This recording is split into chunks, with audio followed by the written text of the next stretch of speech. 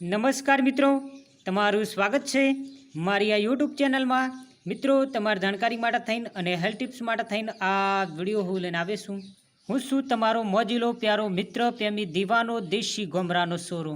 આજના વિષયના અંદર હું તમારા માટે થઈને એક ફળ લઈને આવ્યો છું અને આજે હું તમને એ ફળ ખાવાના ગજબના ફાયદા વિશે વાત કરવાનો છું। કહેવાનો મતલબ કે આ ફળ છે એનો રસ તમે પીશો ને તો તમારા શરીરના અંદર ચાર ચાંદ લગાવી દેશે, એટલું યાદ રાખજો।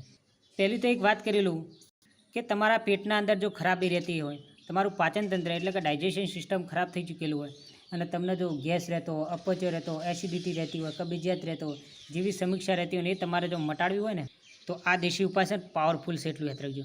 કારણ કે તમે જે મારા કેમેરા સમક્ષ નજારો જોઈ શકો છો, લેબુ છે, એટલું યાદ રાખજો।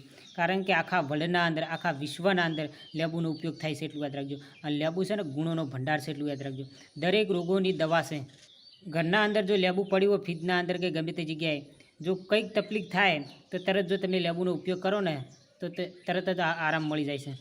હવે તમારે શું કરવાનું છે? જો તમને ગેસ, અપચો, એસિડિટી, કબજિયાત જેવી સમસ્યા રહેતી હોય અને તમારું પાચન તંત્ર જો બગડી ચૂકેલું હોય, તમારું જો ડાયજેશન સિસ્ટમ ખરાબ થઈ ચૂકેલું, તમે ગાંઠા હોય, અચડ કુચડ ગાધું હોય, દાબીને ગાધું હોય, પેટ ભરીને ગાધું હોય અને તમારું પાચન તંત્ર થતું ના હોય, કહેવાનો મતલબ કે તમે જે ગાધું હોય એ જલ્દી પતતું ના, તો તમારે શું કરવાનું છે? આ રીતે એક લેબુ લઈ રહ્યા હોય તો મારા કેમેરા સમક્ષ જોઈ શકો છો। આ લેબુના છે ને 2 ફાળો કરી નાખા વચ્ચેથી। પછી તમારે શું કરવાનું છે? એક ફાળ પર તમારે છે ને 500 મરી લેવાની, એને ખલના અંદર વાટીને એનો જે પાવડર છે ને જે તમે એક ભાગ લીધો એના પર મૂકવાનું છે। પછી તમારે ચંચળ લેવાનું છે, એટલું યાદ રાખજો। અને એના ઉપર થોડું ઘણું સેધા નમક લેવાનું છે। લઈને તમારે પછી શું કરવાનું છે ખબર છે? એ બધું ચૂસી જવાનું છે, એટલું યાદ રાખજો। આખું લેબા સુધી બધું ચૂસી જવાનું છે। કહેવાનો મતલબ કે એના પર તમે જે કાળા મરી નાખશો, સેધા નમક નાખ્યું, સંચળ નાખ્યું, એ બધાને ચૂસી જવાનું છે। બરાબર ચૂસી નાખશો ને તો તમે જે બધું ગાધું છે ને એ પચી જશે, એટલું યાદ રાખજો। એનાથી તમારું પાચન તંત્ર મજબૂત થઈ જશે। માની લો કે તમારે એ દેશી પ્રયોગ કરવો નથી તો તમારા 5 થી 100 લેબુ લઈ રહ્યા, એનો રસ કાઢી લેવાનો છે પાલાની અંદર અને પ્લસ પછી 5 મરી વાટીને એના અંદર નાખવાનું છે। પછી ચંચળ થોડું ઘણું નાખ, પછી એ ચમચી કરીને લાલીને તમારે પી જવાનું। એનાથી તમારું ડાયજેસ્ટિવ સિસ્ટમ એટલે કે તમારું પાચન તંત્ર મજબૂત થાય, તમને જે ગેસ, અપચો, એસિડિટી રહેતું છે એ પણ મટી જશે। નિયમિત જો તમે 10 લેબુનો રસ બનાવીને પીશો તો એ લેબુનો રસ તમે ઉકાળીને પીશો તો તમારા શરીરના અંદર ગજબનું પરિવર્તન। તમારે ખાલી પેટે કરવાનો છે પ્રયોગ, એ પણ વહેલી સવારે ઉઠીને કરવાનો છે। નિયમિત લેબુનો રસ બનાવીને પીશો ને તો આના અંદર વિટામિન સી હોવાથી આ છે ને આપણા શરીરના અંદર ચાર ચાંદ લાવી દે, એટલે કે આપણે રૂપાળા કરે છે, આપણી ત્વચાની અંદર નિખાર લાવે છે, ઓખોની રોનક શક્તિને પણ વધારે છે અને આપણા હાડકાં પણ મજબૂત કરે છે।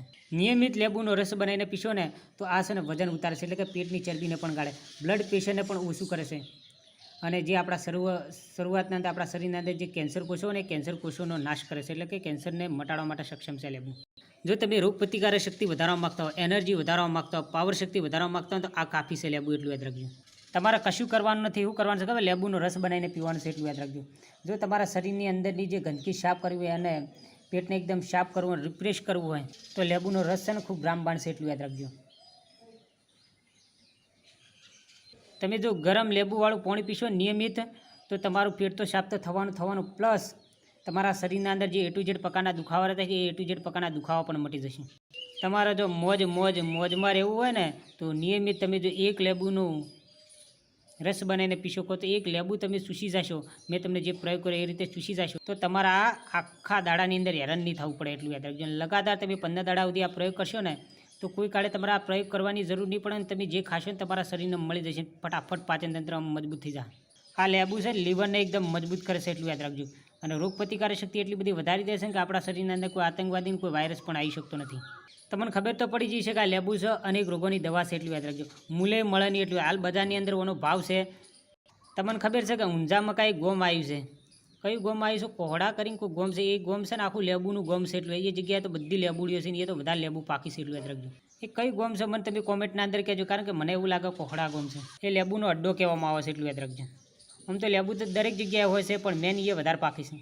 મિત્રો, તમારા સાથે દિલથી, પ્રેમથી અને લવથી એક વાત કરવા માગું છું, પ્લીઝ મારા સાથીઓ, પ્લીઝ મારા મિત્રો, જો તમને મારી સલાહ અને મારી જાણકારી પસંદ આવી અને તમે જો મારી ચેનલના અંદર જો નવા હોય તો મારી ચેનલનું છે જે લાલ કલરનું બટન છે જે અંદર ફ્રી છે એને દબાવજો, બેલ આઇકન પર ક્લિક કરજો, લાઇક અને કોમેન્ટ કરજો। હા મિત્રો, જો તમારી કોઈ હેલ્થને લગતી કોઈ બીમારી એનો લગતો તો વિડીયો બનાવો તો મને જરૂર કોમેન્ટના અંદર કહેજો, એનો લગતો જરૂર વિડીયો બનાવે। મિત્રો, તમારું જેટલું ગ્રુપ હોય, જેટલું સર્કલ હોય, તમામ જગ્યાએ મારો આ વિડીયો શેર કરજો, કારણ કે જાણકારી ખૂબ ઉપયોગી છે।